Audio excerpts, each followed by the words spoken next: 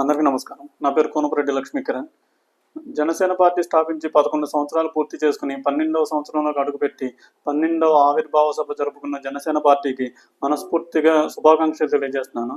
అలాగే జనసేన అధినేత పవన్ కళ్యాణ్ గారికి, జనసేన నాయకులకి, జనసేన కార్యకర్తలకి, జనసేన అభిమానులకి అందరికీ శుభాకాంక్షలు తెలియజేస్తున్నాను. నేను ఎప్పుడు ఇలా పార్టీలు ఉండాలని కోరుకుంటున్నాను. ఎందుకంటే ఎప్పుడు 2 పార్టీలు పెట్టుకుని ఈ పార్టీ కాకపోతే ఆ పార్టీ, ఆ పార్టీ కాకపోతే ఈ పార్టీ అండ్ ఎప్పుడు వాళ్ళకే అధికారం ఇవ్వటం అంత మంచిది కాదని అనుకుంటాను. అలాగే కొంతమంది చెప్తారు, అది ఎంతవరకు నిజం నాకు తెలియదు. అధికారంలో ఉన్న పార్టీకి 60%, ప్రతిపక్షంలో ఉన్న వాళ్ళకి 40% అంటూ షేర్ డివైడ్ చేస్తారు అని విన్నాను. అది ఎంతవరకు నిజం నాకు తెలియదు. అలాగే వ్యక్తి పూజించేయడం కూడా అంత మంచిది కాదని అనుకుంటాను నేను ఎప్పుడు. ఎగ్జాంపుల్కి పవన్ కళ్యాణ్ గారు రాజకీయంగా ఏదైనా రాంగ్ డెసిషన్ తీసుకుంటే ఈ ఒక్క విషయంలో పవన్ కళ్యాణ్ గారు తీసుకున్నారన్నది రాంగ్ డెసిషన్, నేను ఈయన విమర్శిస్తాను. అలా జనసేన కార్యకర్తలు, అలాగే వైసీపీ కార్యకర్తలు ఈ ఒక్క విషయంలో జగన్మోహన్ రెడ్డి గారు తీసుకున్నది రాంగ్ డెసిషన్, నేను ఆయన విమర్శిస్తాను. అలాగే టీడీపీ కార్యకర్తలు చంద్రబాబు నాయుడు గారిని ఇలా నేను పూర్తిగా వదిలేయమని చెప్పట్లా. ఈ ఒక్క విషయంలో ఈయన తీసుకున్న డెసిషన్ రాంగ్ డెసిషన్ అంటూ సొంత పార్టీ వాళ్ళు కూడా ఎందుకు విమర్శించలేకపోతున్నారు? పక్క పార్టీ వాళ్ళు ఏం చేసినా వాళ్ళని విమర్శించడం, సొంత పార్టీ వాళ్ళు ఏం చేసినా వాళ్ళని సమర్థించడం, ఈయన నా దేవుడు, ఈయన ఏం చెప్తే అది నేను గుడ్డిగా ఫాలో అయిపోతాను అంటే కరెక్టా? అది నేను చెప్పేది. ఇప్పుడు గవర్నమెంట్ నడిచేది దేని మీద? మనం కట్టిన ట్యాక్స్ డబ్బుల మీదే కదా. ఇప్పుడు మనం ట్యాక్సులు కట్టట్లేదు అనుకుందాం, కిరాణా షాపులో ఏదైనా వస్తువు మీద మనం ట్యాక్స్ కట్టలేదు అనుకుందాం. ఇప్పుడు రాజకీయ నాయకులు వాళ్ళ జేబుల్లో డబ్బులతో మనకి సంక్షేమ పథకాలు ఇస్తారా? వాళ్ళ జేబుల్లో డబ్బులతో మనకి అభివృద్ధి చేస్తారా? మనం కట్టిన ట్యాక్స్ డబ్బులే కదా వాళ్ళకి జీతాలుగా వెళ్ళేది. అలాంటప్పుడు ప్రజలందరూ ఒకవైపు ఉండి రాజకీయ నాయకులందరినీ ఒకవైపు పెట్టి మీరు తప్పు చేస్తే మా సొంత పార్టీ నాయకులైనా సరే మేము మిమ్మల్ని విమర్శిస్తాం, మీరు ఒప్పు చేస్తే పక్క పార్టీ వాళ్ళైనా సరే మేము సమర్థిస్తాం, యాక్సెప్ట్ చేస్తాం అని ప్రజలందరూ ఒకవైపు ఎందుకు ఉండలేకపోతున్నారు? మనం విమర్శించడం, సొంత పార్టీ వాళ్ళని విమర్శించడం మర్చిపోయామా? మనం వ్యక్తి పూజను ఎందుకు చేస్తాం? ఈయన మా దేవుడు, ఈయన ఏం చెప్తే అది కరెక్టే అని ఎందుకు ఉంటున్నాం? ఇది నేను మాట్లాడేది. సరే, ఇది పక్కన పెడితే ఇలా ఇక్కడ ఇంకో విషయం కూడా చెప్పుకోవాలి. కూటమి ప్రభుత్వం ఒకటే కదా, జనసేన టీడీపీ ఒకటే కదా, ఇప్పుడు కూడా రెండే కదా ఉన్నది, వైసీపీ కానీ టీడీపీ కానీ అనుకోవచ్చు. నేను అనేది ఏంటంటే అసలంటూ ఒక పార్టీ ఉంది కదా, కొత్త తరం రావాలి, కొత్త పార్టీలు రావాలని నేను కోరుకుంటున్నాను. అలాగే కొత్త వ్యక్తులు కూడా రావాలి, అలా కోరుకోవాలి. కానీ ఎప్పుడు ఈయనే నా దేవుడు, ఈయన ఏం చెప్తే అది నేను ఫాలో అయిపోతాను అని గుడ్డిగా ఉండటం అంత కరెక్టా అని నేను మాట్లాడేది. సరే, ఇప్పుడు ఇదంతా పక్కన పెడితే పవన్ కళ్యాణ్ గారు ఏం మాట్లాడారో దాని గురించి మాట్లాడదాం. ఇప్పుడు పార్టీ పెట్టినప్పుడు ఇప్పటి వరకు ఏం జరిగింది, ఇప్పుడేం జరుగుతుంది, ఇప్పుడు అధికారంలో ఉన్న ఇప్పుడేం జరుగుతుంది, భవిష్యత్తులో ఏం చేయాలి, ఇది కదా మాట్లాడాలి. పవన్ కళ్యాణ్ గారు ఏం మాట్లాడలేదో దాని గురించి ఫస్ట్ మాట్లాడదాం. ఎలక్షన్ ముందు దాదాపుగా ప్రతి మీటింగ్లోనూ సుగాలి ప్రీతి ఇష్యూ మాట్లాడారు. ఇప్పుడు కనీసం ఆ సుగాలి ప్రీతి ఇష్యూ రైజ్ చేశారు. అలాగే ఇప్పుడు సిబిఐ ఏం చెప్పింది? ఈ కేసు దర్యాప్తు చేయడానికి మా దగ్గర వనరులు లేవు అని చేతులు ఎత్తేసినట్టు చెప్పింది. అలాంటప్పుడు కనీసం దీని గురించి వాళ్ళకి న్యాయం జరుగుతుందో లేదో పక్కన పెట్టండి, కనీసం మీరు మాట్లాడుతున్నారా? అలాగే వాలంటీర్స్కి 10,000 ఇప్పిస్తా అన్నారు, వాలంటీర్ వ్యవస్థనే తీసేశారు. అలాగే వైజాగ్ పోర్టులో డ్రగ్స్ పట్టుబడి అని ప్రచారం చేశారు, అది డ్రగ్సా ఇంకేమైనా అని దాని గురించి ఆయన మాట్లాడారా? అలాగే ఎలక్షన్ ముందు 30,000 మంది అమ్మాయిలు మిస్ అయ్యారని చెప్పారు, అది వాళ్ళని తిరిగి తీసుకురావడానికి మీరు ఏం చర్యలు తీసుకున్నారో దాని గురించి ఆయన మాట్లాడారా? అంటే ఒకవేళ మిస్ అవ్వకుండా ఉంటే 30,000 మంది మిస్ అవ్వలేదు, నేను రాంగ్ స్టేట్మెంట్ ఇచ్చానని చెప్పాలి కదా, కనీసం దాని గురించి ఆయన మాట్లాడుతున్నారా? అలాగే సూపర్ 6 అన్నారు, సూపర్ 6 అమలు చేయడానికి నాది గ్యారెంటీ అని మీరు భరోసా ఇచ్చారు. ఇప్పుడు సూపర్ 6 అమలు చేయడానికి ఏం స్టెప్స్ తీసుకున్నారు? సూపర్ 6 కోసం బడ్జెట్లో ఎంత నిధులు కేటాయించారు? దీని గురించి ఆయన మాట్లాడారా? కనీసం మాట్లాడలేదు మీరు. ఇవన్నీ ఎందుకు? ఎలక్షన్ ముందు మీరేం మాట్లాడారు, ఎలక్షన్ తర్వాత మీరేం మాట్లాడలేదు, ఒకసారి ఆలోచించండి. సరే, ఇది పక్కన పెడితే మీరు ఏం మాట్లాడారో దాని గురించి మాట్లాడదాం.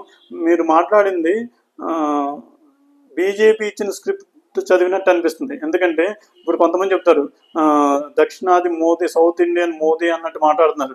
అంటే సనాతన ధర్మం అంటే మీరు ఎలక్షన్ ముందు మత రాజకీయాలు, మతాల ప్రస్తావన రాజకీయం అన్నారు కదా, మరి ఇప్పుడు ఎందుకు సనాతన ధర్మం ఇలా అంటారు?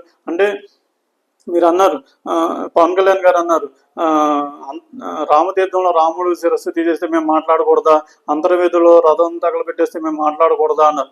మాట్లాడొచ్చు, కానీ ఇప్పుడు అధికారంలో ఉన్నారు కదా, మీరు ఏం చర్యలు తీసుకుంటున్నారు వాటి మీద?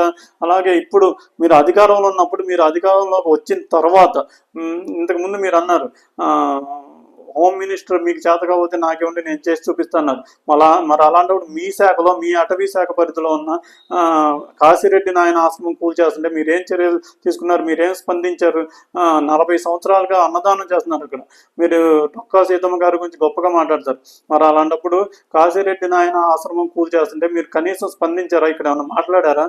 అలాగే రాయచోటి అనే ప్రాంతంలో దాదాపుగా 800 సంవత్సరాల పూర్వం నాటి చరిత్ర ఉన్న వీరభద్ర స్వామి ఆలయం పారుపేట ఉత్సవం జరుగుతుంటే అన్యమతస్థులు రాళ్ల దాడి చేస్తే వీళ్ళ మీదే కేసులు పెడితే మీరు దాని గురించి స్పందించారా? కొంతమంది చెప్తారు, తిరుపతి వెళ్తానికి రాయచోటి మీదుగా వెళ్తే ఘర్షణలు జరుగుతాయని చుట్టూ తిరిగి 20 కిలోమీటర్లు ప్రయాణం చేసి తిరుపతి ఆలయం దర్శించుకుంటారని చెప్తారు. అదన్నా పాకిస్తాన్లో ఉన్న రాయచోటి అనేది. మనం ఎక్కడున్నాం అసలు? దీని గురించి కనీసం స్పందిస్తున్నారా? ఇంతకుముందు అదే రాయచోటిలో అయ్యప్ప స్వామి మీద రాళ్ల దాడి జరిగిందని విన్నాం. అంటే దీని గురించి, అంటే మీరు సనాతన ధర్మాన్ని నేనే రక్షిస్తున్నాను అన్నట్టు మాట్లాడుతున్నారు కదా. ఇంతకుముందు లడ్డు విషయంలో కూడా అసలు ప్రాపర్గా లడ్డూలో కల్తీ ఖచ్చితంగా జరిగింది అనే ఎవిడెన్స్ లేకపోయినా సరే మీరు కనకదుర్గమ్మ గుడ్డు మెట్లు కడిగేశారు, అంత దీక్ష చేశారు కదా, సనాతన ధర్మ పరిరక్షణ బోర్డు కావాలని అన్నారు కదా. ఇప్పుడు కనీసం వీటి మీద ఎందుకు మాట్లాడతలేదు? రాయచోటి ఘటన మీద, కాశీరెడ్డి నాయన ఆశ్రమం మీద ఎందుకు మాట్లాడతలేదు? అలాగే సుప్రీంకోర్టు అడిగింది కదా, లడ్డూలో ఖచ్చితంగా కల్తీ జరిగింది అనే ఎవిడెన్స్ మీ దగ్గర ఉందా అని సుప్రీంకోర్టు అడిగిందా లేదా? మరి దీని గురించి ఎందుకు స్పందించట్లేదు? సరే, ఇది పక్కన పెడితే పవన్ కళ్యాణ్ గారు ఏమన్నారు? టీడీపీని నిలబెట్టు అన్నట్టు మాట్లాడారు. అక్కడ ఎలక్షన్ ముందు ఆయన ఏం మాట్లాడారో ఒకసారేనండి ఈ ఒక్క విషయం గురించి. సుదీర్ఘమైన అనుభవం ఒక వ్యవస్థలు ఉన్నాయా మన దగ్గర తెలుగుదేశం పార్టీ నాయకుల్లాగా? అలాగే మనకు కూడా పోల్ మేనేజ్మెంట్ తెలుసా? ఆర్గనైజేషన్ బలం ఉందా? సంస్థాగతంగా పార్టీకి పోయిన తెలుగుదేశం పార్టీలతోటి మనం పోటీ పడగలమా? 800 నుంచి 1000 మంది బూత్ కార్యకర్తలు ఉన్నారా మనకి ప్రతి నియోజకవర్గంలో? అసలు టీడీపీతో మనం పోటీగలమా? వాళ్ళకున్నంత పోల్ మేనేజ్మెంట్ మనకు తెలుసా? మనకు అంత సంస్థాగతంగా అంత బలం ఉందా? ఇలాంటి మాటలన్నీ మాట్లాడారు ఎలక్షన్ ముందు. కానీ ఇప్పుడేమంటారు?